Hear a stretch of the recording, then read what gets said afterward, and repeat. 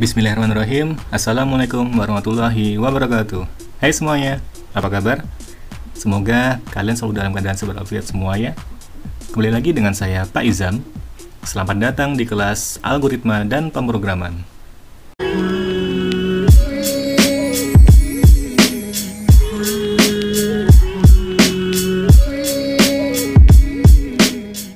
Pada video kali ini, kita akan membahas tentang perulangan pada C++. Untuk apa sih kegunaan dari perulangan ini? Jika kalian dihadapkan pada permasalahan misalkan cetak angka 1-100 pada program, atau kalian dihadapkan pada ulangi login jika password belum benar, bagaimana cara membuat codingnya? Apakah kalian harus membuat satu-satu output ke program dengan menggunakan cout 1-100 atau gimana? Nah, inilah fungsi dari perulangan pada C++. Fungsi perulangan adalah untuk mempermudah melakukan suatu proses yang berulang-ulang sampai kondisinya terpenuhi. Ini adalah fungsi dari perulangan. Jenis perulangan ada dua macam. Yang pertama itu ada counted loop. Counted loop itu adalah perulangan yang bisa dihitung. Perulangan ini jelas dan sudah tentu banyak kali perulangannya. Sedangkan yang kedua ada uncounted loop. Perulangan ini belum jelas berapa kali ia harus mengulang. Ini adalah jenis perulangan, counted loop dan uncounted loop. Bentuk perulangan ada 4. Yang pertama ada for. Yang kedua menggunakan while. Yang ketiga menggunakan do while. Yang keempat, perulangan bersarang atau nested loop. Kalian bisa menempatkan perulangan di dalam perulangan pada bentuk yang keempat ini. Yuk kita bahas satu persatu. Yang pertama adalah perulangan dengan for. Flowchartnya seperti ini. Kita akan mencetak angka 0 sampai angka 9. Berarti 0, 1, 2, 3 sampai angka 9. Yang pertama, kita harus mendeklarasikan dulu berapa nilai awalnya di sini. I sama dengan 0, berarti nilai awal I itu adalah 0. Kemudian kondisi. Kondisinya adalah selama I itu di bawah 10. Kemudian ada percabangan di sini. Kita bisa mengecek I sama dengan 0, berarti nilai awal adalah 0. Maka dia akan cek di sini, apakah I itu masih di bawah 10? Jika iya, maka dia akan mencetak I. Dia akan mencetak 0 di sini. Kemudian yang kedua, ada aksi I++, berarti nilai I itu ditambah dengan 1. Sekarang I bernilai 1. Dia akan kembali mengecek di sini, apakah I itu masih di bawah 10? 1 masih di bawah 10. Iya. Dia akan mencetak lagi, cetak I. Kemudian dia mencetak angka 1. Selanjutnya dia akan menambahkan I tadi, 1 ditambah 1. Sekarang I adalah 2. Kembali lagi di sini, kondisi. Apakah I masih di bawah 10? 2 masih di bawah 10, berarti iya.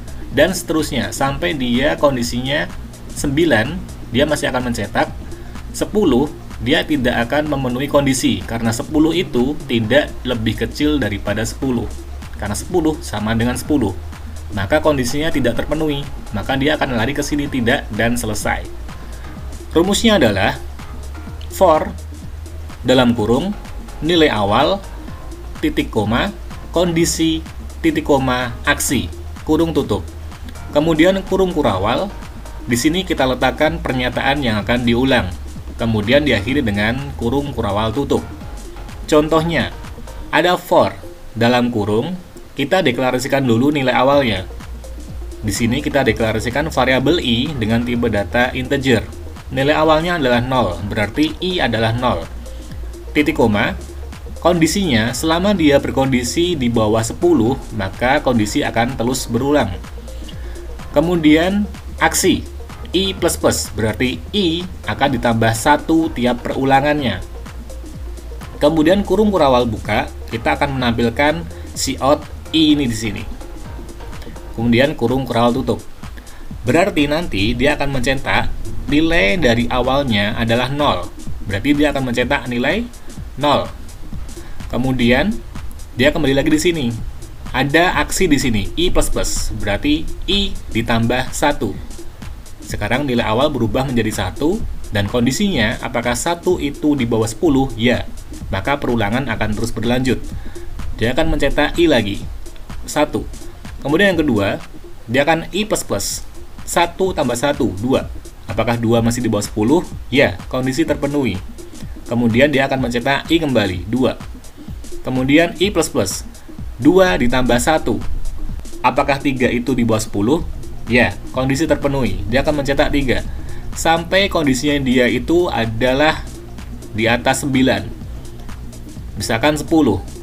10 di sini tidak lebih kecil daripada 10. 10 itu sama dengan 10. Maka kondisinya tidak terpenuhi. Maka dia akan mencetak nilai dari 0 sampai 9. Seperti itu. Ini adalah contoh perulangan dengan for. Kemudian yang kedua, perulangan dengan while. Rumusnya adalah while, kurung buka, kondisi, kurung tutup, kurung kurawal, pernyataan yang akan diulang. Kemudian diakhiri dengan kurung kurawal tutup. Nah, while di sini berbeda dengan for. For tadi dia adalah counted loop atau perulangan yang bisa dihitung. Sedangkan while dia adalah uncounted loop. Perulangan yang kondisinya itu belum tentu atau belum pasti. Contohnya di sini, kita akan mencetak terus apakah diulangi sampai dia kondisinya itu mengetik huruf Y. Contohnya seperti ini. For ada variabel ulangi sama dengan Y. Jika kondisi ini terpenuhi, maka perulangan akan berhenti. Di pernyataannya, cout, apakah diulangi? Cin. Dia akan memasukkan nilai ke variabel ulangi. Selama kita tidak mengetik Y, maka perulangan ini akan terus diulang. Tapi, kalau kita mengetik Y di ulangi ini nanti, kita memasukkan nilai Y, maka dia ngecek di sini. Jika ulangi itu sama dengan Y, maka perulangan berhenti. Seperti itu.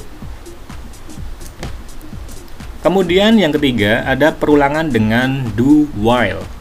Rumusnya adalah, yang pertama kita tulis do, kemudian kurung kurawal, isikan pernyataan yang akan diulangi, kemudian kurung kurawal tutup, kita berikan while, kurung buka, kondisinya, kurung tutup. Contohnya seperti ini. Do, lakukan. Lakukan cetak ke layar. Apakah diulangi? Kemudian kita masukkan nilai inputan tadi ke variabel ulangi. Nah, while-nya, selama while ini, ulangi ini, itu tidak sama dengan Y, maka perulangan akan terus dilanjutkan. Tetapi, jika ulangi ini nanti, kita inputkan nilai Y, huruf Y, maka perulangan akan berhenti. Perbedaannya, while dengan do while adalah, while itu akan mengecek kondisi di depan atau di awal sebelum mengulang. Sedangkan do while itu akan mengecek kondisi di belakang sesudah mengulang. Yang terakhir adalah perulangan bersarang atau nested loop. Kalian bisa menggunakan for, while, atau do while di sini. Jadi intinya konsepnya itu adalah perulangan, di dalamnya itu ada perulangan kembali. Contohnya ada for di sini.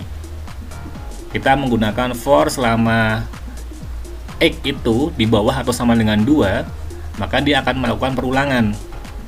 Y nilai awalnya 5, selama Y itu di atas 0, maka Y akan terus diulang. Untuk perulangan bersarang, coding itu akan membaca yang ada di paling dalam. Yang paling dalam di sini adalah perulangan yang ada di sini. Pernyataan yang ada di sini akan dikerjakan pertama kali oleh program. Di sini kita akan mengecek X itu awalnya adalah 1. Oke, selama kondisinya itu sampai 2, maka dia akan terus diulang. Nah, di sini Y nilai awalnya adalah 5. Selama Y itu di atas 0 dan aksinya adalah dikurangi 1 tiap perulangan, maka dia akan mencetak Y. Dia akan mencetak nilai 5, 4, 3, 2, 1 sampai dia ada di mendekati 0. Maka setelah selesai di sini, dia akan lari lagi ke sini.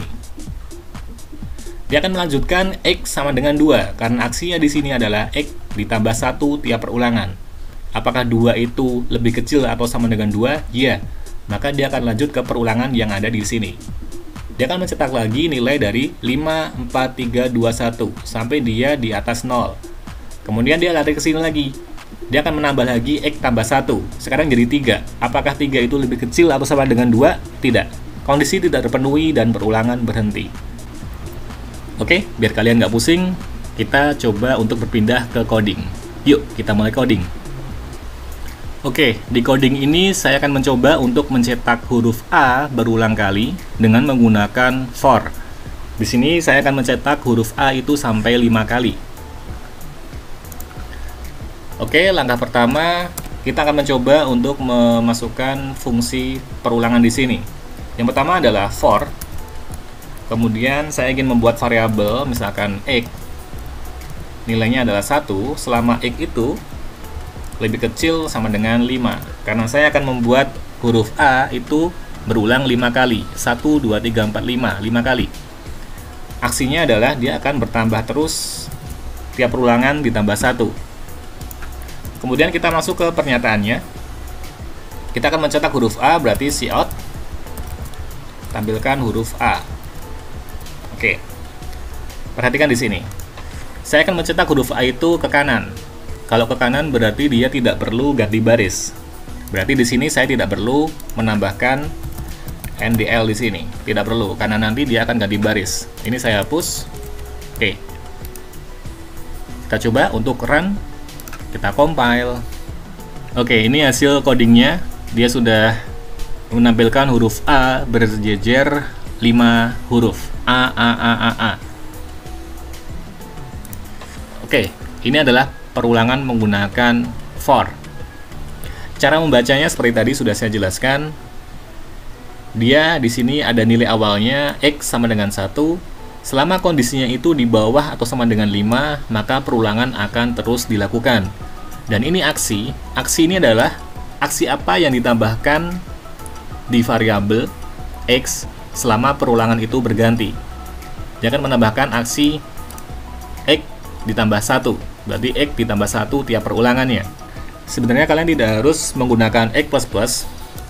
Kalian bisa menggunakan X main. Jika kondisinya X itu akan dikurangi 1 tiap perulangan. Atau kalian bisa menggunakan X tambah sama dengan 2. Ini artinya kalian akan menambahkan 2 setiap perulangan itu berganti. Berarti dia akan menjadikan 1, 3, 5. Karena tiap perulangan dia ditambahkan 2. Oke, itu saja ya. Contohnya bagaimana kita merubah aksi di sini. Oke, yang kedua kita akan menggunakan while. Saya akan mencoba menggunakan while. Perulangan ini akan terus berjalan selama saya tidak memasukkan kata berhenti. Jadi selama saya memasukkan kata selain berhenti, perulangan akan terus berlanjut. Tapi jika saya ketik kata berhenti, maka perulangan akan berhenti. Yang pertama kita buat dulu variabel kondisinya. Misalkan kita buat menggunakan string kondisi. Kemudian kita menggunakan while. Selama kondisi itu tidak sama dengan berhenti, maka ulangi. Kemudian kita berikan cout untuk memberikan perintah ke layar. Ulangi.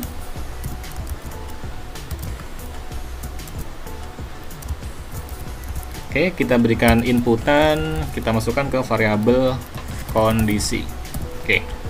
Ini adalah kita akan menampilkan kata ulangi ini, kemudian kita masukkan variabelnya ke kondisi, kita ketikkan apa gitu.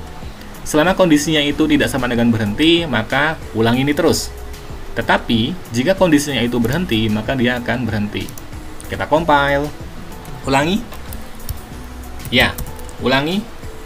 G, ulangi. Iya, ulangi. Berhenti. Oke, perulangan akan berhenti. Ini menggunakan while. Secara prinsip kalian menggunakan do while itu juga sama. Bedanya adalah kalau do while, pengecekan kondisi itu ada di akhir. Oke, yang terakhir saya akan menggunakan perulangan dalam perulangan. Seperti contoh tadi, kita akan menampilkan angka 5 sampai 1, kemudian 5 sampai 1 lagi. Menggunakan for. Oke, for. For int x, kita gunakan variabel x. Selama x itu di bawah sama dengan 2, maka aksinya adalah x++. Oke, kita berikan perulangan lagi di dalam perulangan. For int y, selama y itu di atas 0 dan ini kurang y, kita berikan nilai awalnya adalah 5. Y dikurangi 1 tiap perulangan. Oke, kita cobakan cout. Kita tampilkan y karena kita akan menampilkan 5 sampai 1. Oke. Kita berikan nlen agar perulangannya berubah baris tiap perulangan. Oke, kita coba compile. Oke, 5 4 3 2 1 5 4 3 2 1. Oke, seperti ini ya. Ini adalah blok yang perulangan pertama. Kemudian ini adalah blok perulangan yang kedua di sini. Oke, itu saja materi kita kali ini. Sampai bertemu pada materi selanjutnya. Saya Pak Izam. Wassalamualaikum warahmatullahi wabarakatuh. Dah.